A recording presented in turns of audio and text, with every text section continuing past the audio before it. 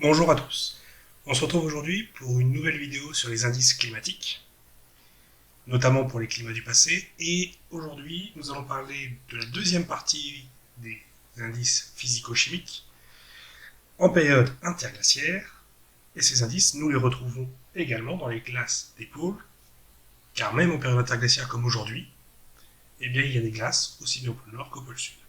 Donc les glaciers, même en période interglaciaire, peuvent enregistrer des indices. Petit rappel concernant les indices physico-chimiques, les isotopes, on va de nouveau parler du delta O18. Si vous faut un petit rappel plus précis que ça, je vous conduis vers la première vidéo de cette partie en 3 vidéos.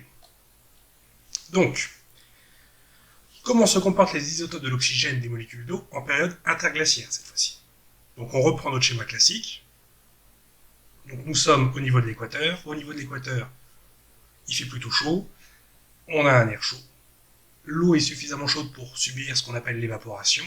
Et bien évidemment, comme en période glaciaire, les molécules d'eau avec de l'oxygène 16 sont plus légères, donc ont tendance à s'évaporer davantage que les molécules d'eau avec de l'oxygène 18. Donc, dans nos nuages, on retrouve majoritairement de l'eau 16 par rapport à l'eau 18. Si on monte en latitude, comme on est en période interglaciaire, les vents qui viennent des pôles sont moins froids, ce qui, lorsqu'ils rencontrent de l'air chaud, provoque moins de précipitations car il y a un delta température plus faible. Qui dit moins de précipitations dit qu'il y a une moins grande fragmentation des molécules d'eau qui se trouvent dans les nuages. Par conséquent, peu de pluie, les nuages restent assez riches en molécules d'eau 16, mais aussi en molécules d'eau 18. Ce qui fait que les océans s'enrichissent à leur tour, peu en eau 18 venant des nuages dus aux précipitations. Et quand on arrive au pôle, il se passe deux phénomènes importants. Premier phénomène, on a les pluies, sous forme de neige, etc. Et donc là, les nuages se déchargent. Sauf que cette fois-ci, au lieu d'avoir des pluies avec majoritairement de l'eau 16 en très très grande concentration, on a de l'eau 16, oui, mais on a un peu plus de 18. Et en plus de cela, comme les glaciers fondent, l'eau 16 qui était piégée dans les glaciers est ramenée à la mer.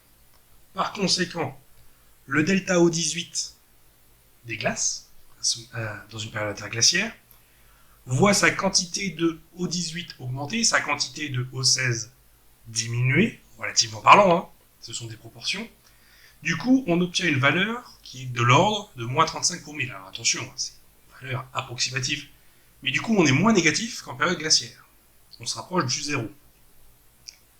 Et si on prend, cette fois-ci, le delta O18 des océans, les océans se sont moins enrichis en O18, puisqu'il y a une moins grande fragmentation due à une faible quantité de pluie.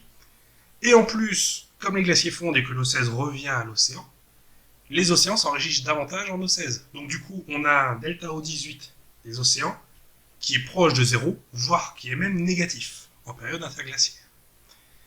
Donc en fait, période glaciaire ou période interglaciaire, vous retenez l'un des deux, et ça fonctionne exactement à l'opposé. Plus il fait chaud, plus le rapport du delta O18 des océans est proche de zéro, voire négatif, et celui des glaces, en revanche, est toujours négatif, mais il tend à se rapprocher de zéro. Alors qu'en période glaciaire, c'est complètement l'inverse. Voilà, je vous remercie, et puis on se dit à la prochaine.